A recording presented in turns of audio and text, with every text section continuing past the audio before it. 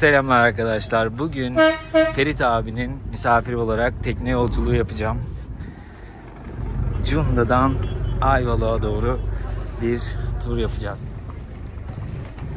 Evet, kameraya geldik. Kamera değil mi bunun adı? Kamera.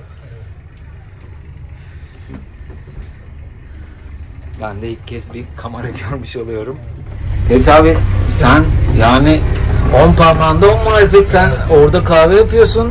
Evet. Burada bir de kaptanlık yapıyorsun. Evet. Kaptanlık kaç yıldır yapıyorsun? Kaptanlık 30 senedir kaptanlık yapıyorsun. 30 senedir. Gemicilik, denizcilik, usta gemicilik, kaptanlık, yurt dışında gemilerde de çalıştım. Yurt dışında?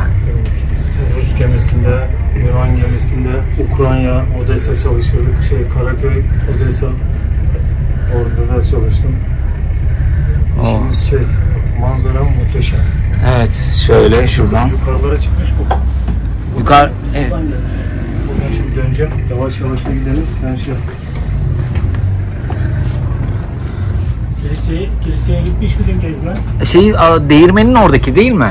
Değirmenin orada o ayrı, o 1450 yılında yapılmış şapel. O sarı kubbeli olan kilisedir bak. O da sarı kubbeli, ona gitmedim. 1873 yılında yapılmış o. Şöyle yaklaştırayım. Taksiyaris Kilisesi. Evet. Harap olmuştu. Onu 8 sene önce Rami Koç tarafından tadilat oldu aslında. Rami Koç'un yaptırdığı. Evet, orası şu anda deniz müzesidir. İçinde gemiyle ilgili şeyler mi var? Evet, denizcilikle ilgili bütün istediğin her şey var orada. Evet. Cunda'nın sakin hali, akşam daha değişik olur Cunda. Akşam inanılmaz kalabalıktı ya, ben böyle bir kalabalık... Hafta sonu daha kalabalık olur. Yazık, ben 2 sene önce yine gelmiştim. O zaman bu kadar yoktu. Evet. Buraya talep gittikçe artıyor gibi hissettim ben. Artar tabii canım. İnsanlar şimdi tatile de başladılar ama biraz tatilde külfetli oldu. Ya hiç sorma, ben şimdi... Tatil istiyor insanlar ama tatil yapmak da zor. Ya tatil yapmak gerçekten zor. Ben eskiden 2017'de falan gidiyordum, atıyorum bir Antalya. İstediğim, hiç bakmıyordum fiyatlara. Gidiyordum, kalıyordum bir otelde. Şimdi bir oteli ben sorduğumda zaten yani sormaya korkuyorum. Bak, şu şeyi anlatayım, şu binayı. Evet. O bina ne biliyor musunuz? O bina 1862 yılında yapılmış şapeldi. Şapel diyorum 1862 yılında yapılmış despotun eviydi. Yani astığım kestiğim. Despotun evi, ben onu gördüm de detayını bilmiyorum. Orası şu anda, ilk önce şu anki halini anlatayım. Şu anki hali bu civarın en güzel, en pahalı oteli. Şu anda üst odalar 30 bin lira. 30 bin lira? 30 bin lira, evet. Şaka. Yani güzel bir kazık yemek isterseniz. Yani tavsiye ediyor Ferit abi, biz 30 bin lira ödemek istiyorsanız gelin burada kalın. Güzel yer ama o kadar para değer mi bilmem. Yani ne olabilir ki, bir otelden beklentimiz 30 bin liralık. Bundan önce de çocuk esirgeme kurumuydu orası. Öksüz çocuklar kalıyordu orada. Harap olmuştu orada, tabii böyle boş bırakmışlardı. Çocuklar arka tarafa pembe binaya yerleştirdiler. Pembe bina okul gibi bir şeye benziyor. Burası biraz eski Cavan Meyce, arkaya yaptılar işte. Çocuklar oraya geçtikten sonra bu bina atıl kaldı böyle bir 20 sene falan. Harap oldu, döküldü. Sonra bir iş adamı aldı 49 seneliğine. Orasını şu anda otel olarak. Otel olarak. Peki despot demelerinin özel bir sebebi var mı? Despot yani astığım kestik. Yani o zamanın buradaki dini lideri. Dini lideri. Ne derse o oluyor. Cunda Adası Yunanlar zamanında hem turizm merkezi hem din merkeziymiş burası.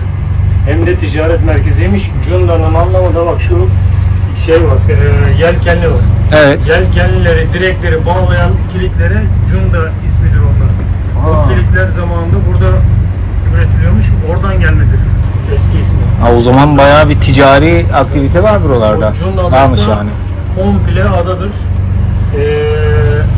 Şuradan ortasından, merkezinden ta şeye kadar öbür tarafına kadar 4 kilometre sonra 1964'te köprüyle bağlanmış. Ondan sonra Türkiye'nin ilk Boğaz Köprüsü'ymüş. Türkiye'nin ilk Boğaz Köprüsü'dür, evet. 1964 yılında yapılmış. Karşı tarafta Hakkı Bey Yarımadası'dır. Hakkı Bey Yarımadası. Hakkı Bey. Sarımsaklıyı da içine bağlar. Arka tarafı sarımsaklı Toplu Dağları. Bak daha ileride bir iki yapı gözüküyor. Ha, evet onu soracaktım en ben de. üstteki orası da şeytan sofrası. Şeytan sofrası şu taraf değil mi? Şeytan sofrasının hikayesinde Tabii. şeytanın ayağı var orada. Oraya gidiyorsunuz, dilek diliyorsunuz tabii ki. 1 liraya alacaksınız, böyle havaya atacaksınız, 88 kere dönecek. Dik durduğu zaman bütün istedikleriniz karşılanacak arkadaşlar. Hadi canım. Ona göre çalışın öyle gelin. Ya onu yapabilen olmuş Şeyi mudur? görmek isteyen varsa öyle gelsin. Arkadaki sisli dağlar da, görünen dağlar da Evet, Yunan adaları mı? Yunan adası. Midilli, Yunanca'da Lesbos derler. Eskiden Gidenler Adası diye. Hadi canım. Lesbos'undan geldi. Orası da bayağı büyüktür. Yunanistan'ın ikinci büyük adası Girit'ten sonra. Her gün feribotlar kalkıyor hemen şurada karşıda. Ayvalık'tan. Gümrük var. Ayvalık'tan oraya her gün saat 9'da feribotlar kalkar. Sanırım onun için yeşil pasaport lazım. Ya yeşil pasaporta Vize. gerek yok. Pasaportun varsa, Herhangi bir pasaport. herhangi bir pasaportun varsa, bir sorunun yoksa şeyden kapı vizesi veriyorlar. 2 gün kalabiliyorsun Ama orada. benim bildiğim kadarıyla kapı vizesini şimdi kaldırmışlar abi, yeni gelişme bu. Vize alman gerekiyormuş bu Covid'den sonra vesaire, bir de mülteci konularından dolayı. Şöyle duydum ben. 150 lira harç pulu yatırıyorsun, bir de vizen olması gerekiyormuş. Bu yeni gelmiş. 50 lira değil, 50 euro yatırıyorsun. Ha tabii 10 50 euro. yatırıyorsun. Gidiş dönüş de 30 avro şu anki biletler. Öyle mi? Veya şu mozottan sonra bağlandıysa falan. Evet. Gerçi benimkisi internet bilgileri. Ama kapı vizesi var. Halen devam ediyor diyorsun. Tabii. İnternette Bir ara evet. durdurmuşlar da onu. Ha, Zaten tekrar başladı yani. almıyorlardı o Covid'de. Çok inceliyorlardı, almıyorlardı. Şu anda var ama kapı vizesi. O zaman kapı Bir gün vizesi önce müracaat ettiğinizde kapı vizesi alabilirsiniz. sanırım Bodrum pasaportları için. Sizin uğraşmanıza da gerek yok. Oradaki Bütün işlemleri yapıyorlar. Evet, onlar işlemleri, siz parasını şeyleri. Hatta yurt dışından, gerçi şu son KVK vergi zammından sonra hani 20 bin lira oldu ya, yurt dışından telefon getirenler biraz azalabilir. Yurt dışından telefon kayıt ettirmek isteyenler de Midilli'ye Evet, gidiyormuş. Çok gitti ya. Sırf onun için. Bizim arkadaş gitti aldı işte. Bu 20 bin lira olmadan önce. Evet. 6 bin lira. 6 bin lirayken. 6 bin lirayken gittiler aldılar. Yarı yarıya düşmüştü iPhone 14 Pro Max aldılar. Evet. Tam karşımız Ayvalık'tır. Sağ tarafı Çamlık'tır. Ayvalık'ın elitleri orada yaşar. Elitler bu tarafta yaşıyor, sağda. Orada yaşar. Evlerin fiyatları biraz daha pahalıdır. O sol tarafta Armutçuk'e geçer. Karşımızın Armutçuk. sol tarafı. Karşımızın sol tarafı. Evet. Ama bu bizim sol tarafımız böyle olduğu gibi Cunda Adası. Böyle devam eder. Şimdi biraz gidince köprüyü göreceğiz. Köprüde 2 tane köprü var. Bu yeni yapıldı bir tanesi. Daha 5-6 sene oldu.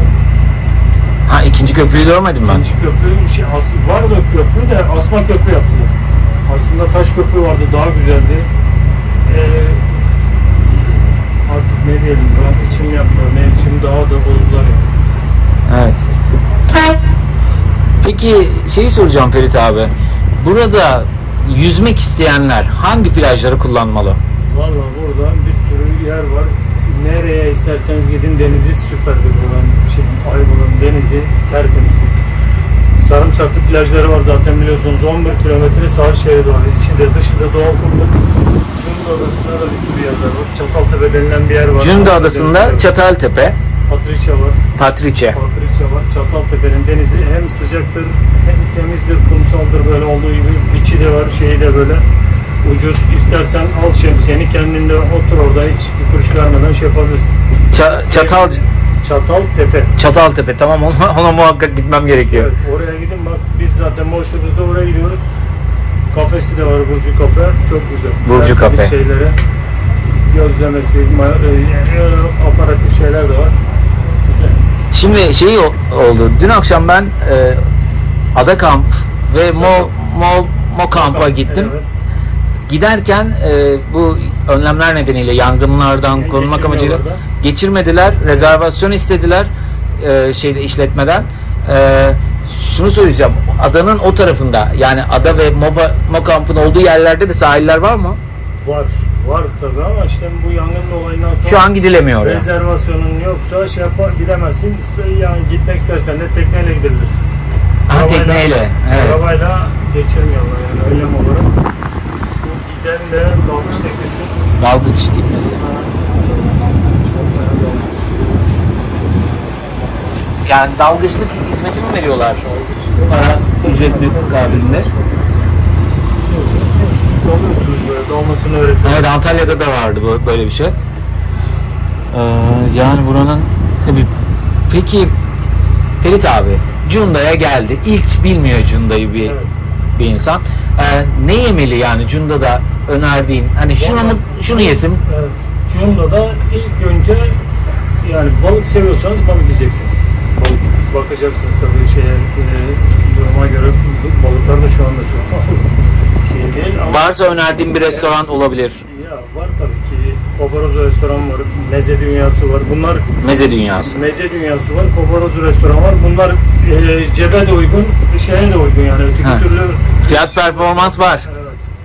Şeyler çünkü çok restoranlara oturulacak gibi değil. Çünkü hayat çok pahalı. Çok pahalı, evet gerçekten. Çok pahalı. Mutlaka gelip yiyeceğiniz kalamar yiyin. Kalamar. Yerli kalamar yiyin. Bizim buranın kalamarı dünyanın en lezzetli kalamarlarıdır. Popalina var. Popella. Yani Popalina. Popellina. O böyle şöyle bir balık olur. Hamsinin biraz küçüğü ama çok lezzetlidir. Hiç ayıklanmadan böyle atarsanız ağzınıza çok da lezzetlidir. Şimdi mesela Çanakkale'de sardalya çok lezzetliydi. Evet. Böyle onu kızartıyorlar. Hazır tatlı gibi ağzına atıp Evet. yiyorsun. Şimdi bak Temmuz'da, Ağustos'ta çok güzel olur. Böyle yağlı olur o. Acayip de lezzetli olur. En güzel Temmuz'da ve Ağustos'ta diyorsun. Temmuz'da, kışın da bir ayrı zamanları vardır onun da. Ama şu anda Temmuz'da falan alacaksınız böyle teflon tavada yağsız yapacaksınız. 2 kilo balığı tek başınıza yersiniz. Hadi O canım. kadar lezzetli oluyor. Evet.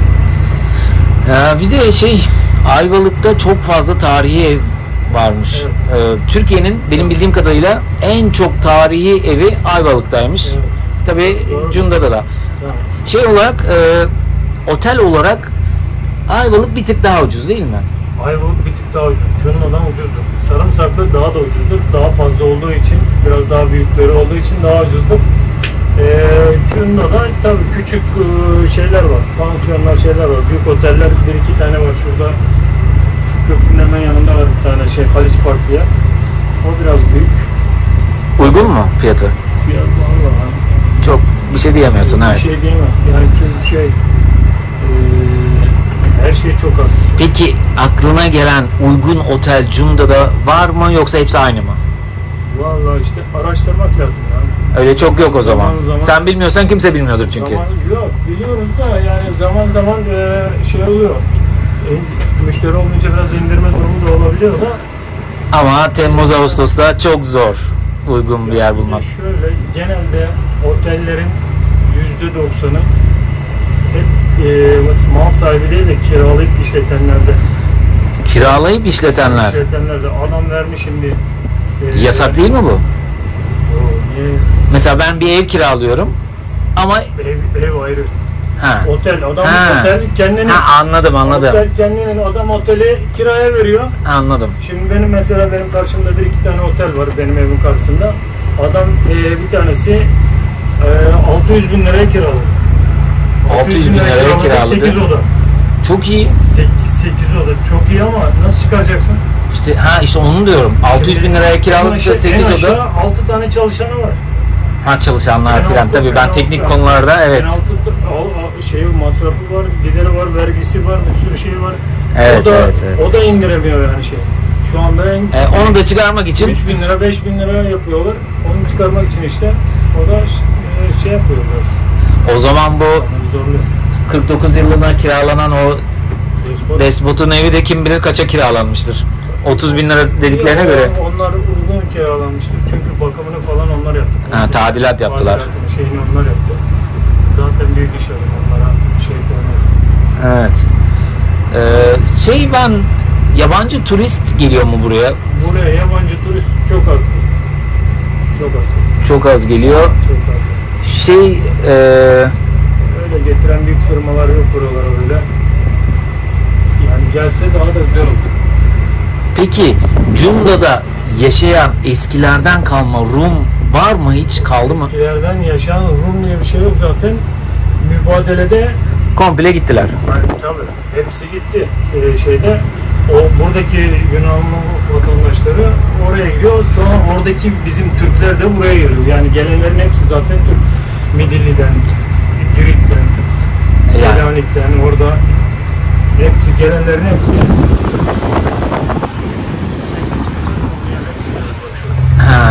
O da oraya gidiyor. Evet. Biz de 4 tane tekne devri daim yapıyoruz böyle.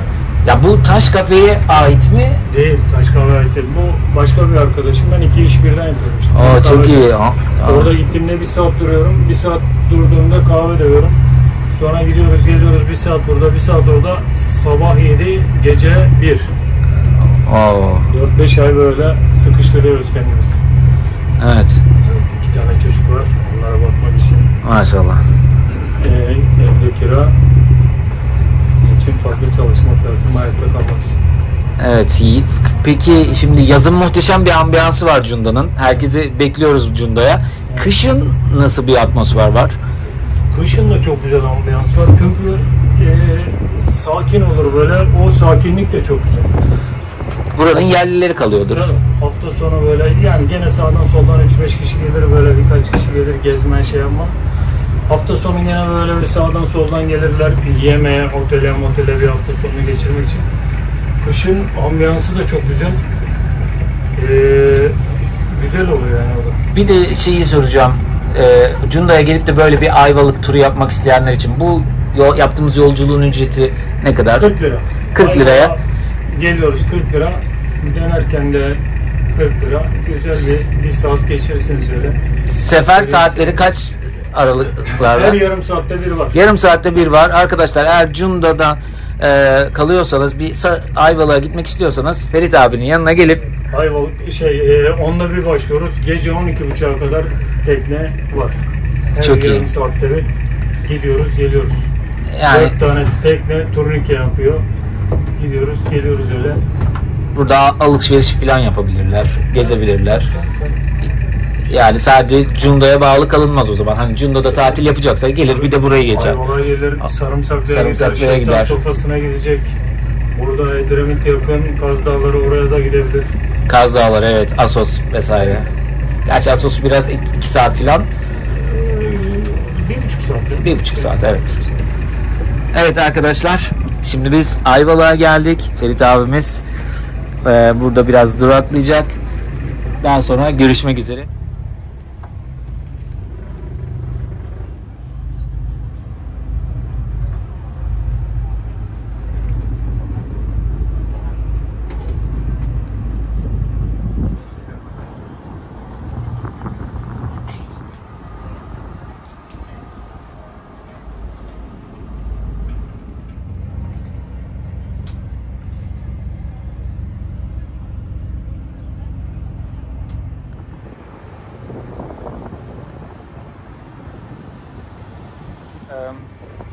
Şimdi Ferit abi, kampçılar var, bizi çok yoğun izliyorlar. Hani kamp yerleri de burada genellikle rezervasyondan dolayı dolu oluyor. Senin önerdiğin hani ola ki zor durumda kalırlarsa, yer bulamazlarsa ücretsiz kamp yapabilecekleri bir yer var mı? Haliç tam karşıda Fora Beach var. Fora Beach. Hemen onun yanında zeytinlik alan var böyle denize sıfır, böyle deniz zeytinliğin önünde. Orada hemen kurup oradan da denize atlayabilirsiniz 1000 metre sonra. Evet arkadaşlar, eğer kalacak yer problemi yaşarsanız Fora Beach. Kalacak yer problemi yaşamazsınız çünkü nerede isterseniz kalırsınız ya, bir sürü yer var. Yani yeter ki siz böyle biraz dolaşın, bir yer keşfedin, kurun denizin kenarına. Aynen. Ateş yakmayın yeter. Evet, ateş kesinlikle arkadaşlar, bu cennet ülkemizi koruyalım.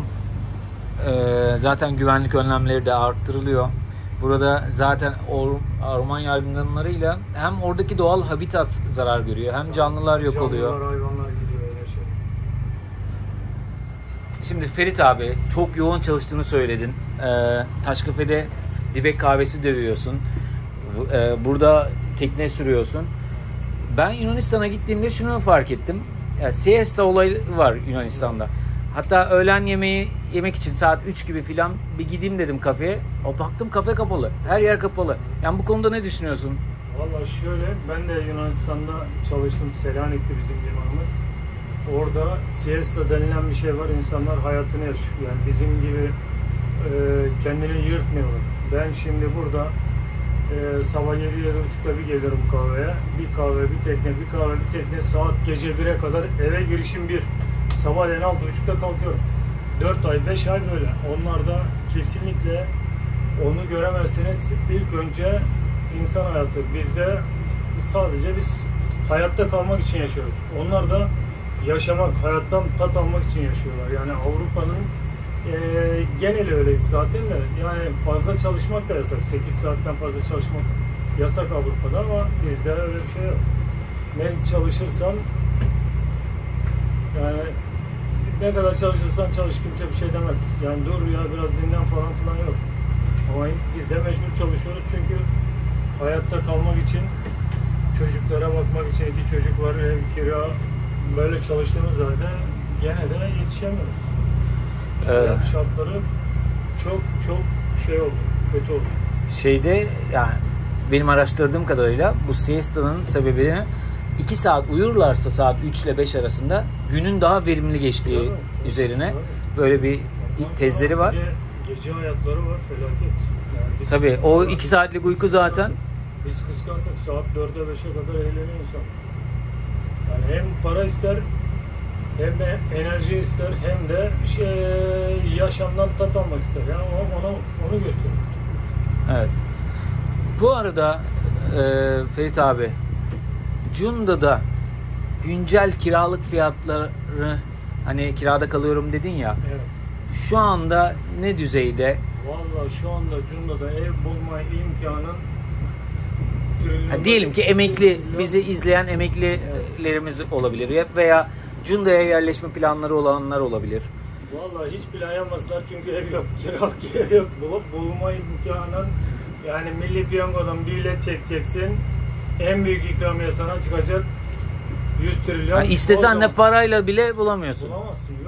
Yok zaten yani bir de zaten bir iki tane yazlık sezonluk verenler var. Bizim bir arkadaş vardı işte 50 bin 60 bin liraya kira verdi ya 3 aylığına. 3 aylığı 50-60 bin lira. 3 ayda 180 bin lira. Evet. Yani çok zor. Burada da Cunda'da da sorun, Ayvalık'ta da sorun tabii. Yani sırf burada değil, belki Türkiye'nin genelinde de çok zor. O halde mesela buranın eski bir kiracısı diyelim ki eskiden beri burada kalıyor. Bir 20 senedir, 10 senedir. Evet. Ev sahibi dese ki ben bu evi satıyorum arkadaş, çık falan atıyorum yani. Evet. O zaman onun burada yaşama şansı kalmıyor. Abi, kesinlikle. İmkansız. Ev bulman imkansız. Ev olmadığı için. Nasıl kalırsın? Çadır kurarsın bir yerde öyle kalırsın. Evet. Evler de zaten çok pahalı. Acayip pahalı. Hiç duyumun var mı? Ne kadar gidiyor? Evler mi? Evet. 20 milyon, 30 milyon bir arkadaşa ev sorduk. Bizim zeytinlerine baktığım arkadaş var. O bir tane 70 metrekare 2 katlı bahçesi var işte birazcık. 30 milyon istedi. 70 metrekare. 70 metrekare. Bahçesiyle beraber 350 metrekare istediği 30 milyon. 30 milyon. Evet. En iyisi biz... Çok büyük para ya. Çok büyük para. Yani ben 1 milyon sene yaşasam hiç yemeden biriktirsem o parayı ben alamam. Yani bizim gibi insanlar böyle maaşla çalışanlar alamaz. Evet. Şu karşısı Tavuk Adası. Tavuk Adası. Evet. Biraz... Orada da 1-2 tane tarihi yapı var. Şöyle. İşte onlar şu anda tadilat görüyorlar. Şöyle yakınlaştıralım Tavuk Adası'nı. Hatta bir bina görünüyor. Orada kilise var. Tadilat ediyorlar. Birkaç tane daha var. Onlarda Turizme mi kazandıracak? Evet. Olabilir oraya aslında birkaç yapı falan yapılsa. olsa Yani o zaten varmış. varmış zaten. Onlar zamanında varmış. Onları tadilat ediyormuş.